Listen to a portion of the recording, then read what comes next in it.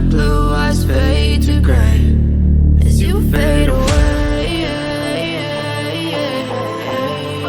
Hello students, आज की इस वीडियो में NIS क्लास 10 सोशल साइंस सामाजिक विज्ञान जिसका कोड है 213 इसका क्वेश्चन पेपर देखेंगे हम। इस क्वेश्चन पेपर में लिखा हुआ सबसे पहले आएगा कि 29 क्वेश्चन होंगे, 10 printed pages plus 1 outline map of India होगा। आपको यहाँ पर अपना रोल नंबर लिखना होगा और इस क्वेश्चन पेपर का सेट और कोड नंबर ये लिखा हुआ होगा। यहाँ पर day and date of examination लिखना होगा जिस दिन आप एग्जाम दे रहे हो, और यहाँ पर सिग्नेचर्स होंगे टीचर्स के, जो इन्विजिलेटर आपके क्लासरूम में आएंगे वो लिखा होगा। अब यहाँ पर जनरल इंस्ट्रक्शन में लिखा हुआ है कि कैंडिडेट सिर्फ और सिर्फ क्या लिखना है, रोल नंबर, जो कि हमने ऊपर देखा था वो लिखना है। और एक बार वेरीफाई कर लें कि जो पेजेस हैं और नंबर ऑफ क्वेश्चन है वो मैच कर रहे हैं नहीं कर रहे हैं। मतलब टोटल 29 पेजेस क्वेश्चन थे और 10 + 1 पेजेस थे, वो वेरीफाई कर लो आप, ठीक है। और MCQs के ऑप्शन में सिर्फ ऑप्शन लिखना है आपको, सारा पूरा का पूरा सेट नहीं लिखना, मतलब पूरा का पूरा जो पार्ट होता है ABCD वो नहीं लिखना, सिर्फ और सिर्फ उसका करेक्ट आंसर लिखना कॉपी में, ठीक है। उसके बाद कह रहे हैं कि इसमें जो आंसर बुक है उसमें रोल नंबर लिखोगे आप, ठीक है, या कुछ और भी लिखते हो, आइडेंटिफिकेशन मार्क्स लिखते हो, तो आपका क्वेश्चन पेपर जो है वो डिस्क्वालीफाई कर दिया जाएगा, मतलब एज ए कैंडिडेट आप डिस्क्वालीफाई हो जाओगे। उसके बाद 6 में बता रहे हैं कि आप अपना जो क्वेश्चन पेपर का कोड है, सेट है, वो वही लिखना जो कि हमने अभी देखा था। उसके बाद मोस्ट इंपॉर्टेंट थिंग ये लिखा हुआ है कि अगर आपको इंग्लिश और हिंदी, जैसे कि ये क्वेश्चन पेपर इंग्लिश और हिंदी दोनों में है, आप अगर चाहते हो किसी अदर लैंग्वेज में लिखना चाहते हो तो लिख सकते हो। इंग्लिश, हिंदी, उर्दू, पंजाबी, बंगाली, तमिल, मलयालम, ये सारे जो लैंग्वेजेस मेंशन है, आप यहाँ पर इन सभी में से कोई एक लैंग्वेज में आंसर लिख सकते हो, ठीक है। और अगर आपको कोई एरर दिख रहा है कि इंग्लिश में एरर है ना, और आप लिख रहे हो तमिल में, तो वो एरर आपको काउंट नहीं होगा। मतलब इसका क्या है कि अगर आपने अपना आंसर किसी अदर लैंग्वेज में लिखा और आपको इंग्लिश में क्वेश्चन समझ नहीं आ रहा, तो कोई आपकी हेल्प नहीं करेगा, ये आपकी गलती मानी जाएगी, सीधे सीधे आप ये समझ सकते हो, ठीक है। अब उसके बाद ये सारे इंस्ट्रक्शन आपको हिंदी में लिखे हुए आएंगे, ठीक है, आप यहाँ से देख सकते हो। अच्छा, अब क्वेश्चन पेपर यहाँ से स्टार्ट होता है। सबसे पहले लिखा हुआ है कि सामाजिक विज्ञान का पेपर है, 213, 3 घंटे का पेपर होता है, 100 नंबर का होगा। ये सारे क्वेश्चन कंपलसरी हैं, ठीक है, और इसमें MCQs भी हैं, ठीक है। आपको सिर्फ और सिर्फ इसका जो पार्ट आंसर सही है वो लिखना है, ठीक है। अब एक बार देख लेते हैं कि इसमें कितने क्वेश्चन होंगे। तो सबसे पहले 4 MCQs आएंगे, ठीक है। MCQs कितने आएंगे यहाँ पर, MCQs आएंगे 4, जो कि 1 नंबर का होता है, ठीक है, 1 नंबर का होगा, तो कितना हो जाएगा 4 मार्क्स का। उसके बाद आएंगे 4 क्वेश्चन इंटू 2 मार्क्स के, 8 मार्क्स ये हो गए। फिर उसके बाद आपके आएंगे 15 क्वेश्चन, 15 क्वेश्चन आएंगे 4 नंबर वाले, जो कि 60 हो गए, ठीक है। उसके बाद 4 क्वेश्चन आएंगे 5 नंबर के, हो गए 20। उसके बाद 2 मैप आएगा, कितने मैप्स आएंगे आपके, 2 मैप्स आएंगे, और हर एक मैप होगा 4 मार्क्स ईच, तो 4 मार्क प्लस 2 कितने हो जाएंगे 8। टोटल हम सभी को ऐड करें तो कितना बनता है ये 100 मार्क्स। इस तरह से 100 मार्क्स का क्वेश्चन पेपर आता है।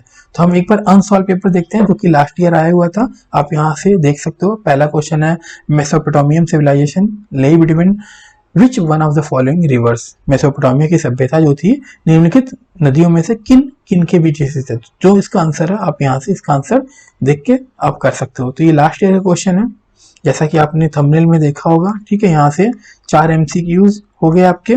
नेक्स्ट पेज पर देखते हैं हम, यहाँ पर 5th क्वेश्चन 2 नंबर के आगे, ठीक है। 6, 7, 8 ये 2-2 नंबर वाले 4 क्वेश्चन होंगे। उसके बाद 9th, 10th, 11th and 12, 13, 14, 15, 16, 17, 18। Next चलते हैं 19, 20, 21, 22, 23, 24 से आपका आ गया 5 मार्क्स का, ठीक है। तो 5 मार्क्स से कितने क्वेश्चन आएंगे, 4 क्वेश्चन आएंगे, ठीक है। तो पहला क्वेश्चन आपका तो ये आ गया। उसके बाद 25, 6, 7, तो ये आपके आगे 4 क्वेश्चन 5 नंबर वाले। उसके बाद 28 एंड 29 जो है मैप है। तो देखो यहाँ पर मैप आ गया आपका, ठीक है। तो मैप एक बार देख लेते हैं क्या लिखा है। On the given outline political map of India mark and label the following with appropriate symbol, ठीक है। तो दिए गए भारत के राजनीतिक रेखा मानचित्र पॉलिटिकल मैप जो है उसमें से जो चिन्ह दर्शाना उसका नाम लिखना है। तो पहले यहाँ पर आपको बताना है लक्षद्वीप आइलैंड का, ठीक है। उसके बाद river Tapi Indira Gandhi national airport जो कि दिल्ली में आपको पता होगा, गिर नेशनल पार्क, ठीक है। ये आपका 4 क्वेश्चन आ गया आपका 4 पार्ट मतलब 28 का 4 मार्क्स। इसी तरह 29 में आपको यहाँ पर आएगा दिए गए भारत के राजनीतिक रेखा मानचित्र मतलब पॉलिटिकल मैप में भारत के पश्चिमी तट पर स्थित 4 प्रमुख नदियां समुद्री बंदरगाहों ABCD अंकित करना है। जैसे यहाँ पर देखो अंकित किया हुआ है यहाँ पर, ठीक है, आप यहाँ से देख सकते हो अंकित किया हुआ है। तो इसकी पहचान करनी है और अपनी पुस्तिका में लिखना है कि ABCD है क्या यहाँ पर, ठीक है, वही चीज यहाँ पर नोट में देख सकते हो आप। ये किसके लिए है, यहाँ पर नोट में है विजुअली इम्पेयर्ड के लिए, ठीक है। तो ये आपके लिए नहीं आएगा, आपके लिए ऊपर ही है यहाँ पर इंग्लिश में, आपका इसका आंसर बुक में लिख सकते हो, ठीक है। फिर उसके बाद आपका आ गया ब्लैंक पेज, और उसके बाद एक पेज आएगा जिसपे पॉलिटिकल मैप होगा। यहाँ पर आपको अपना रोल नंबर लिखना है और यहाँ पर मेंशन कर देना है, ठीक है। 20 लास्ट जो क्वेश्चन था ना, ये आपका क्वेश्चन था कौन सा, देख लेते हैं फिर से, 28 का, ठीक है। तो 28 का जो आंसर है आपको यहाँ से आपको करके ये आपको काट के फिर आंसर बुक में चिपका देना है, ठीक है। चलो अब हम एक सैंपल पेपर देखते हैं जो कि NIS द्वारा दिया गया है। उसमें हम देखेंगे कि आपको आंसर्स कैसे लिखने हैं। तो देखते हैं, ये वेबसाइट है जहां से मैंने ये PDF डाउनलोड किया था और उसको ट्रांसलेट किया था हिंदी में, ठीक है। तो ये वेबसाइट www.nis.in/media/documents/qpsoc.pdf। आप भी ये PDF डाउनलोड कर सकते हो यहाँ से, जो कि NIS के द्वारा है, ठीक है। तो यहाँ पर लिखा हुआ है 3 hours मैक्सिमम मार्क्स 100, 3 घंटे का पेपर है और 100 नंबर का है, और लिखा है कि सारे क्वेश्चन कंपलसरी है, जैसे कि हमने क्वेश्चन पेपर में भी देखा था। पहला क्वेश्चन है union territory having the highest density of pollution, ठीक है, तो क्या है, दिल्ली है। अ metropolitan city having the largest pollution, तो क्या है, मुंबई। तो इस तरह से आप यहाँ पर इसके आंसर देते हो। मैप देख लो, मैप इस सैंपल पर में मैप पहले दे दिया था, ठीक है। तो मैप में यहाँ पर आपने सॉल्व देख सकते हो, ठीक है। उसके बाद नेक्स्ट ये सारे MCQs हैं, 3rd 4th, आप यहाँ पर स्क्रीनशॉट लेकर आप खुद देख सकते हो क्या है ये। अगर एक्सप्लेन करूंगा तो बहुत टाइम वेस्ट हो जाएगा, ठीक है। तो आप देख लो यहाँ से MCQs हैं। अच्छा, ये जो सैंपल पेपर इन्होंने रिलीज किया है NIS में, इसमें MCQs जो है वो ज़्यादा हैं, अप्रॉक्स 10 MCQs दिए हुए हैं इन्होंने, ठीक है। उसके बाद अब क्या 11th, mention two epics which are remembered as outstanding contribution of ancient Greek in the field of literature. 2 महाकाव्यों का उल्लेख कीजिए जिन्हें साहित्य के क्षेत्र में प्राचीन यूनानी के उत्कृष्ट योगदान के रूप में याद किया जाता है। आंसर है Iliad and Odyssey, Iliad and Odyssey. 12th question है which hemisphere has the larger extent of Indian Ocean, तो साउदर्न हेमिस्फेयर है, मतलब हिंद महासागर का विस्तार किस गोलार्ध में है, तो दक्षिणी गोलार्ध में है। 13 है the treaty of Versailles contain the seed of second world war, justify the statement in brief. Versailles की संधि में द्वितीय विश्व युद्ध के बीज निहित थे, इस कथन को संक्षेप में ठहराइए, बताइए। तो answer the humanity and harsh terms of the treaty made the German people revengeful, they vowed to get back their lost territories through war. संधि की अपमानजनक और कठोर शर्तों ने जर्मन लोगों को प्रतिशोधित बना दिया, रिवेंजफुल बना दिया। उन्होंने युद्ध के माध्यम में अपने खोए हुए क्षेत्रों को वापस पाने की कसम खाई। तो ये 1 नंबर का, तो यहाँ पर मार्क्स भी मेंशन किए हुए हैं, ठीक है। नेक्स्ट देखते हैं 14th, ठीक है। 11, 12, 13 हो गया था, यहाँ पर हम देखते हैं 14th question. After being passed by Lok Sabha, a money bill is sent to Rajya Sabha for consideration of 2 September. The Rajya Sabha takes no action till the end of the month. What will be the fate of the bill? Lok Sabha द्वारा पारित होने के बाद धन विधेयक 2 सितंबर को राज्यसभा में विचार के लिए भेजा जाता है। राज्यसभा महीने के अंत तक कोई कार्रवाई नहीं करती। क्या होगा विधेयक का भाग्य? What will be the fate of bill? तो इसका आंसर है it will be deemed to have been passed by the Rajya Sabha in the same form as passed by the Lok Sabha. इसे राज्यसभा द्वारा उसी रूप में पारित माना जाएगा जैसा लोकसभा द्वारा पारित किया गया था। तो 1 नंबर का क्वेश्चन है, आपको इस तरह से लिखना है। अगर आप इंग्लिश में तो इंग्लिश में देना, हिंदी में देना चाहते हो तो इस तरह से लिख सकते हो। नेक्स्ट देखते हैं हम 15th, list 4 main features of renaissance period, मतलब पुनर्जागरण काल की 4 मुख्य विशेषताओं की सूची बनानी है। तो चारों के बारे में आपको बताना है, तो ये लिखकर आप इसको एक्सप्लेन कर सकते हो 1-1 नंबर का, ठीक है। सभी 1-1 नंबर के हैं, तो 4 नंबर का क्वेश्चन ये बन गया, ठीक है। आप इसको लिखकर ह्यूमनिज्म को थोड़ा डिफाइन कर दो, रेशनलिज्म को डिफाइन कर दो 2-2 लाइन में, ठीक है। तो 4 नंबर इसके मिलेंगे आपको। उसके बाद 16 क्वेश्चन है, name any 8 factors which influence the climate of India. Bharat की जलवायु को प्रभावित करने वाले किन्हीं 8 कारणों के नाम, कारकों के नाम बताने हैं। तो 8 है और ये क्वेश्चन जो है वो 4 नंबर का है। दैट मीन्स आधे आधे नंबर के ये क्वेश्चन है। तो पहला फैक्टर क्या है, location and latitudinal extent of the country, मतलब देश का स्थान जो है, आकांक्षी विस्तार जो है उसके बारे में। दूसरा है distance from the sea water, समुद्र से दूरी, डिस्टेंस फ्रॉम द सी। इस तरह से आप 8 देख सकते हो, ठीक है। नेक्स्ट हम देखते हैं 17th question, define sex ratio, describe any 3 factor responsible for the decline in the sex ratio in India. लिंगानुपात को परिभाषित करना है जो कि आपका 1 नंबर का है। उसके बाद 3 फैक्टर पूछे, वो 1 नंबर के होंगे। तो इसका आंसर है पहला, द नंबर ऑफ फीमेल्स पर 1000 males is known as sex ratio, मतलब प्रति 1000 पुरुषों पर महिलाओं की संख्या को लिंग अनुपात के रूप में जाना जाता है। तो 1 नंबर आपका ये हो गया, ठीक है, 1 नंबर का ये हो गया। उसके बाद इसके फैक्टर्स लिखने, पहला desired for male child 1 number, determination of sex of the child before birth ये भी 1 number, high rate of female death during child birth ये भी 1 नंबर। तो 4 नंबर का ये आपको है, ठीक है। इस तरह से आपको 4 नंबर मिलेंगे। Next, mention any 4 directive principle of state policy that promote the establishment of economic democracy. राज्य की नीति के 4 निदेशक तत्व जो होते हैं उसके बारे में उल्लेख करना है, जो आर्थिक लोकतंत्र की स्थापना को बढ़ावा देते हैं। तो इसका आंसर है distribution of physical resources in the public interest, इसका 1 नंबर, ठीक है, मतलब जनहित में भौतिक संसाधनों का वितरण, फिजिकल चीजें जो है उसके बारे में। Just and human condition of work ये भी 1 नंबर का। इसी तरह 1 नंबर के ये आपके 4 नंबर का क्वेश्चन है। आप इस तरह से आंसर लिखोगे 4 नंबर मिलेंगे आपको।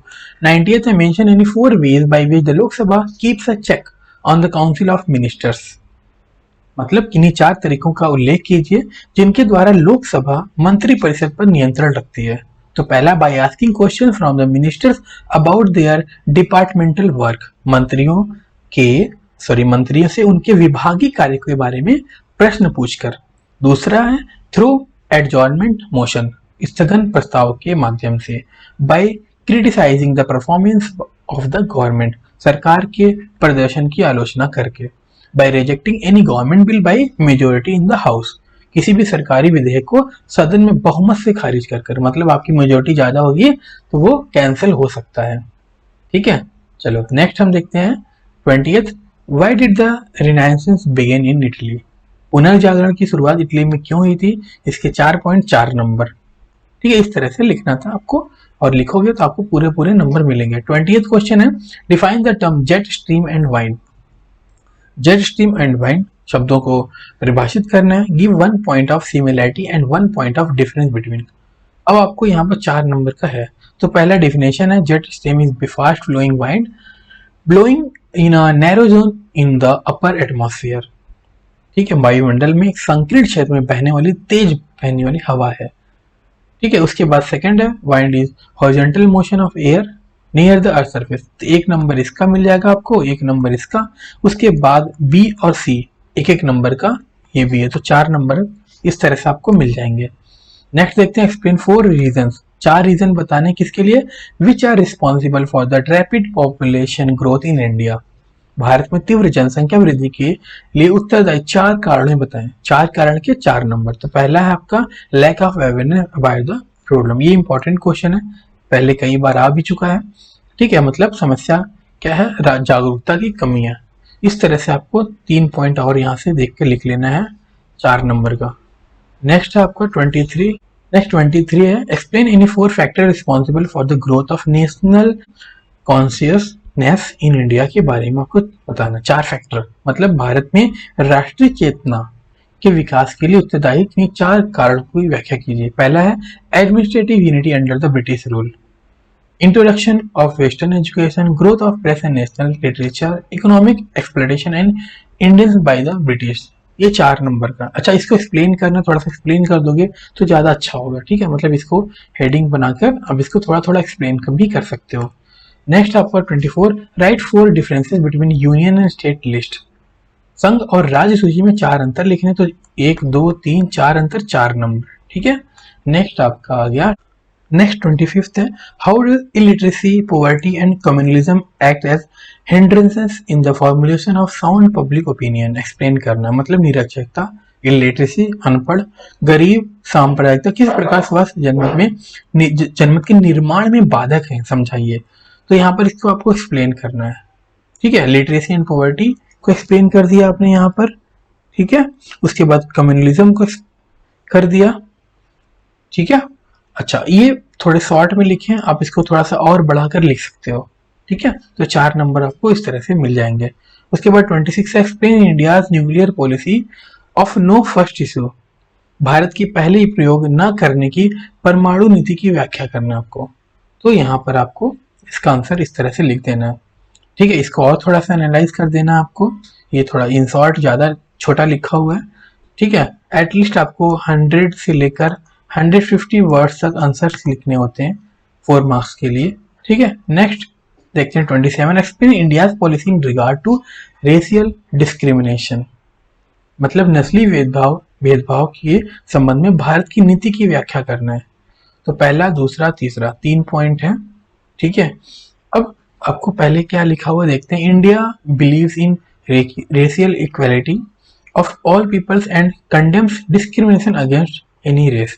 महात्मा Gandhi was a victim of racial discrimination against people of Indian origin in South Africa, where he developed the weapon of सत्याग्रह। महात्मा गांधी जो थे दक्षिण अफ्रीका में भारतीय मूल के लोगों के खिलाफ नस्ली भेदभाव के शिकार थे, मतलब इन्हें गलत समझा जाता था, इसलिए जहां उन्होंने सत्याग्रह का हथियार विकसित किया, मतलब वहां से उन्होंने सत्याग्रह के बारे में सीखा कि हम सत्याग्रह करेंगे, ठीक है। एक पॉइंट यहाँ पर मिसिंग है, एक पॉइंट आप ऐड कर सकते हो, ठीक है। बाय मिस्टेक यहाँ से प्रिंट नहीं हुआ होगा शायद, ठीक है। नेक्स्ट हम देखते हैं 28, was the Indo Soviet treaty for friendship in 1971 against the principle of non alignment. Support your answer giving 3 reasons. क्या 1971 में की भारत सोवियत मैत्री संधि गुट निरपेक्षता के सिद्धांतों के विरुद्ध थी? 3 कारण बताते हुए अपने उत्तर का समर्थन करना है। तो यहाँ पर 3 कारण लिखे हुए हैं, ठीक है। आप इसका आंसर देख के हिंदी में भी समझ सकते हो, ठीक है। इस 4 नंबर का ये भी है। नेक्स्ट हम देखते हैं, analyse any 4 post second world war developments that accelerate the process of Indian independence in 1947। weakening of imperialism after the Second World War and change of government in Britain. Labour government which came to power was sympathetic to Indian aspirations. मतलब द्वितीय विश्व युद्ध और Britain में सरकार बदलने के बाद साम्राज्यवाद का कमजोर होना, सत्ता में आई श्रमिक सरकार भारतीय आकांक्षाओं के प्रति सहानुभूति रखती है। तो 4 पॉइंट इसके आप यहाँ से लिख सकते हो, ठीक है। 4 नंबर आपको इसके मिलेंगे। उसके बाद 30 क्वेश्चन है, a person encourage untouchability while working in a public place, which fundamental right is violated and how. एक व्यक्ति सार्वजनिक कार्यालय में काम करते हुए समय अस्पृश्यता को प्रोत्साहित करता है, किस मौलिक अधिकार का उल्लंघन हुआ और कैसे। तो पहला, right to equality is violated, मतलब समानता के अधिकार का उल्लंघन है। दूसरा है untouchability has been abolished and its practice in any form has been forbidden, मतलब इसको समाप्त कर दिया गया और किसी भी रूप में इसके अभ्यास को प्रतिबंधित कर दिया गया है। तो आप यहाँ पर इसको एक्सप्लेन करोगे, right to equality is violated को आप यहाँ पर एक्सप्लेन करोगे, अनटचेबिलिटी को भी यहाँ पर एक्सप्लेन करोगे। वही 100 से लेकर 150 वर्ड तक 4 नंबर वाले में आप लिखोगे, ठीक है। तब आपको 4 नंबर मिलेंगे। नेक्स्ट आपका 31, mention any 6 contribution of Ramakrishna mission and Swami Vivekananda to Indian society. भारतीय समाज में रामकृष्ण मिशन और स्वामी विवेकानंद के किन्हीं 6 योगदानों का उल्लेख करना है। तो 6 योगदान आप यहाँ पर लिख दोगे तो 6 नंबर आपको मिल जाएंगे। 32 है, examine the major cause of second world war, ठीक है। अब ये 6 नंबर का, तो एटलीस्ट 6 पॉइंट तो लिखोगे, इसलिए यहाँ पर 6 पॉइंट लिखा हुआ है, आप इसको लिखकर 6 नंबर गेन कर लोगे। नेक्स्ट आपका 33 है, how is the vice president of India elected. जो भारत के उपराष्ट्रपति हैं कैसे चुने जाते हैं, 3 फंक्शन बताने हैं, ठीक है। तो जो चुने जाते हैं उसको आप एक्सप्लेन करोगे, जैसे the vice president of India is elected by an electoral college comprising of all the members of both the house of the parliament. The election is held at the basis of proportional representation of single by single transformation vote system, मतलब भारतीय उपराष्ट्रपति का चुनाव एक निर्वाचक मंडल द्वारा किया जाता है जिसमें संसद के दोनों सदनों के सभी सदस्य शामिल होते हैं। एकल संक्रमणी मत प्रणाली द्वारा अनुपातिक प्रतिनिधित्व के आधार पर चुनाव हुआ। ये 3 नंबर का आपको लिखना है। तो अभी ये इन शॉर्ट है, आप इसको थोड़ा सा और एनालाइज करके लिखोगे, उसके बाद 1 2 3 पॉइंट लिख दोगे। ठीक है, 3 फंक्शन पूछे थे इन्होंने, तो 3 फंक्शन 3 नंबर, तो 3 + 1 + 1 + 1 6 मार्क्स इसके मिलेंगे आपको। ठीक है, इस तरह से आपको करना है। ठीक है, चलो मिलते हैं फिर नेक्स्ट क्वेश्चन पेपर में।